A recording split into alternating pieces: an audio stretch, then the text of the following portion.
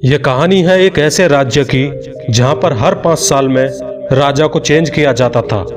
जब भी एक राजा के 5 साल कंप्लीट हो जाते तो उस राजा को नए कपड़े पहनाकर हाथी पर बैठाकर एक ऐसे जंगल के अंदर भेज दिया जाता जहां पर उसके खाने पीने के लिए कुछ भी नहीं होता। वहां सिर्फ जंगली जानवर ही होते, जहां पर वो अपना गुजारा भी नहीं कर सकता था और एक ना एक दिन या तो वो भूखा मर जाता या उसे कोई जानवर अपना शिकार बना लेता। यही उस राज्य का नियम था जो हर राजा को पालन करना होता था। पुराने राजा को जंगल भेज देने के बाद अब वहां के लोग ये सोचने लगे कि अब हमारे राज्य का नया राजा कौन बनेगा।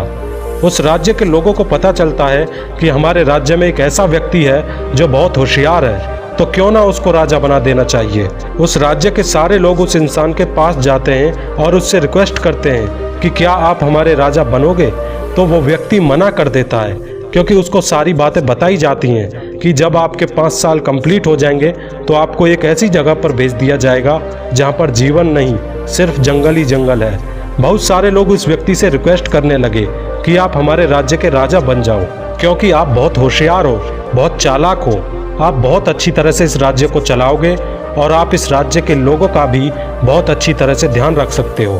सब लोगों की बातें सुनने के बाद उस व्यक्ति ने एक्सेप्ट कर लिया कि मैं आपके राज्य का राजा बनने के लिए तैयार हूँ और मैं इस बात को भी एग्री करता हूँ कि 5 साल के बाद एक ऐसी जगह पर भेज दिया जाऊँगा जहाँ पर कोई जीवन नहीं है। जैसे ही वो इंसान राजा बनता है तो वो अपने राज्यकाल के 3 दिन बाद ही वो अपने मंत्री से बोलता है कि वो कौन सी जगह है जहाँ पर 5 साल कंप्लीट होने के बाद पुराने राजा को भेज दिया जाता है।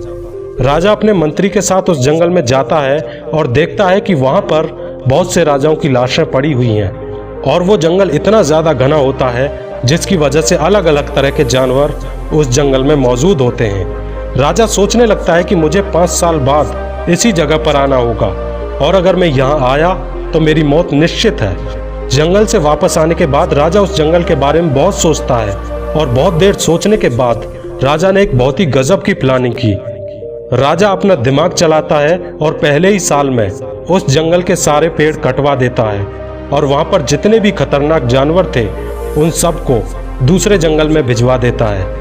राजा ने दूसरे साल में उस पर और काम किया और उस जंगल को ऐसा बनवा दिया कि वो जंगल जंगल ना लगे। तीसरे साल में उसने उस जगह पर खेती का काम करवाया और चौथे साल में उसने वहां बिल्डिंग्स बनवा दी।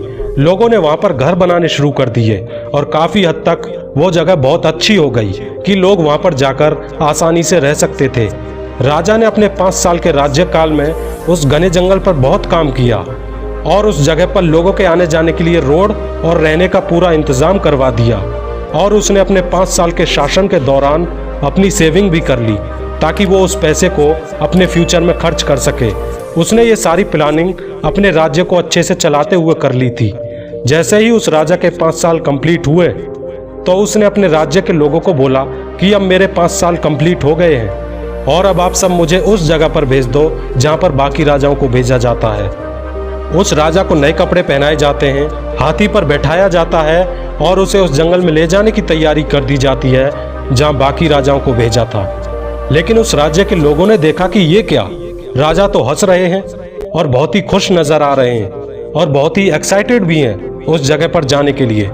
लेकिन हर बार जब भी किसी राजा के 5 साल कंप्लीट होते थे तो वो राजा रोता हुआ जाता था, लेकिन ये राजा तो हंसता हुआ जा रहा है। ये सब देखकर लोगों ने पूछा कि आप हंस क्यों रहे हो।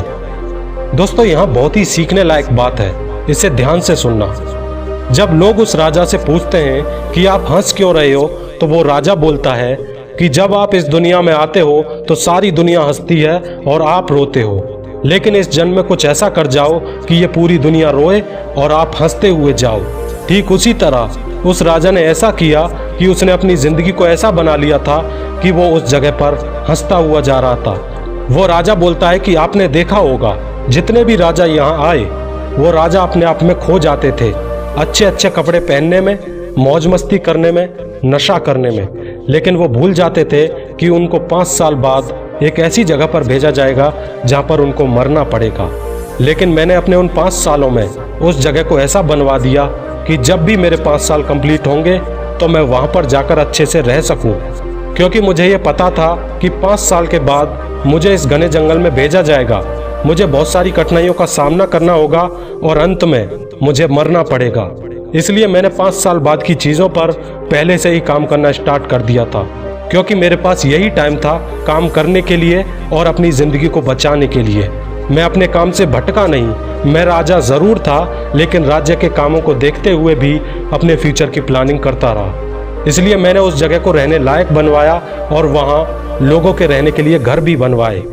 मैंने कुछ पैसे सेव भी किए और अब उन पैसों को लेकर मैं उस जगह पर खुशी खुशी जा रहा हूँ। दोस्तों, ये कहानी हमें बहुत कुछ सिखाती है। ठीक इसी तरह हमारी लाइफ में भी होता है। हमें भी कुछ ही समय मिलता है अपनी लाइफ को पूरी तरह बदलने के लिए। दोस्तों, यदि आपकी उम्र 16 से 28 के अंदर आती है तो यही वो गोल्डन एज होती है जिसके अंदर जितना जोश और एक्साइटमेंट होता है उतना जोश और एक्साइटमेंट किसी और एज में नहीं होता। इसलिए आपको इस एज में इतनी मेहनत करनी है कि आपका फ्यूचर बहुत ही अच्छा हो सके। अगर आप एक स्टूडेंट हो तो आप खूब पढ़ाई करो। यदि आप एक बिजनेसमैन हैं तो आप अपने काम को पूरी लगन से करें और कुछ नया करने की कोशिश करें। और यदि आप एक वर्कर हैं तो आप अपनी आने वाली लाइफ को बेहतर बनाएं। दोस्तों, यदि आप इस 16 से 28 की उम्र में मज़े करते हैं, टाइम बर्बाद करते हैं या केवल एंटरटेनमेंट पर ही ध्यान देते हैं तो आपको भी बाकी राजाओं की तरह ऐसी जगह पर जाना होगा जहां पर या तो आपको मरना पड़ेगा या आपको जानवर खा जाएंगे। कहने का मतलब है कि आपको गरीबी में जीवन जीना होगा और आपको गरीबी खा जाएगी। लेकिन अगर आप चतुर राजा की तरह सोचते हैं और उसकी तरह अपने फ्यूचर की प्लानिंग करते हैं तो आप अपनी लाइफ को बेहतर बना सकते हैं। ठीक उसी तरह जिस तरह राजा ने पहले ही जंगल को कटवाकर उस पर जीवन बसा दिया। दोस्तों, ये वीडियो आपको कैसी लगी और इससे आपको क्या सीखने को मिला, कमेंट करके ज़रूर बताएं। यदि आपको इस वीडियो से कुछ भी सीखने को मिला हो तो एक शेयर ज़रूर करना। और अगर आप मेरे चैनल पर नए हो और ऐसे ही बेहतरीन वीडियोस देखना चाहते हो तो चैनल को सब्सक्राइब करके बेल आइकन ज़रूर दबाएं। मिलता हूँ अगले वीडियो में।